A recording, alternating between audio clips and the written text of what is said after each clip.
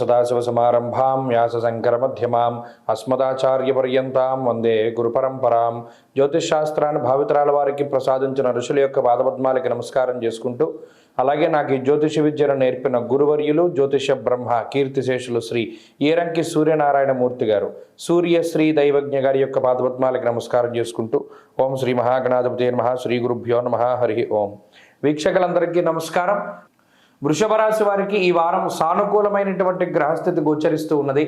ప్రత్యేకించి అష్టమ రవి యొక్క దోషం ఈ వారంతో తొలగబోతూ ఉన్నది. కాబట్టి ఇది ఒక మంచి శుభ పరిణామంగా చెప్పవచ్చు. ఎందుకంటే అష్టమంలో ఉండేటువంటి గ్రహ సంపత్తి వల్ల శారీరక అలసట అధికంగా ఉండడము, మానసికమైనటువంటి వ్యాకులత అధికంగా ఉండడము, అధికంగా ప్రయాణాలు చేయవలసి రావడము, ముఖ్యంగా కాలాతిక్రమ భోజనం, కాలాన్ని అతిక్రమించి భోజనం చేస్తూ ఉండవలసి రావడం, ఇటువంటివన్నీ కూడా తగ్గుముఖం పడతాయి ఈ అష్టమంలో ఉండేటువంటి గ్రహస్థితి దాటిపోతే. మరీ ముఖ్యంగా దీర్ఘ సంచార గ్రహాలు ఎప్పటి నుండో అనుకూలిస్తూ ఉన్నారు, ఇప్పుడు కూడా అనుకూలంగానే ఉన్నారు. వాటితో పాటు చంద్రుని యొక్క బలం షష్ఠ సప్తమ స్థానాల యందు పరిపూర్ణంగా ఒక 4.5 రోజుల పాటు చంద్రుడు యోగించడం వల్ల మనస్సౌఖ్యం, యశోవృద్ధిం, సౌభాగ్యం చ ధనాగమ అన్నది శాస్త్రం. అంటే సొంత బంధువులని చూడడం, సొంత ప్రాంతాలకు చేరుకోవడం, మానసిక సంతోషం. ఎక్కడికి వెళితే మనం సంతోషాన్ని పొందగలుగుతామో, ఎక్కడికి వెళితే మనసు కొంచెం ప్రశాంతతని పొందగలుగుతుందో అటువంటి ప్రాంతాలను సందర్శిస్తూ ఉంటారు వృషభ రాశి వారు. దేశాంతరవాసం చేయడానికి అవకాశం ఉంటుంది, స్థానచలనానికి అవకాశం ఉంటుంది, ఒక ప్రాంతాన్ని దాటి వేరొక ప్రాంతానికి వెళ్ళడానికి అవకాశం ఉంటుంది. ఉద్యోగపరమైనటువంటి సమస్యలు తగ్గుముఖం పట్టడానికి ఆనందదాయకమైనటువంటి వాతావరణాన్ని ఈ 5 రోజులు వారంలో చంద్రుడు మీకు ప్రసాదించబోతూ ఉన్నారు. ఇది చాలా గొప్ప విషయము. అలాగే శుభ కార్యక్రమాలకు సంబంధించినటువంటి విషయాలపై చర్చలు జరుగుతాయి. ఉద్యోగ సంబంధమైనటువంటి వ్యవహారాల్లో కొంత ఇబ్బందులు తగ్గుతాయి.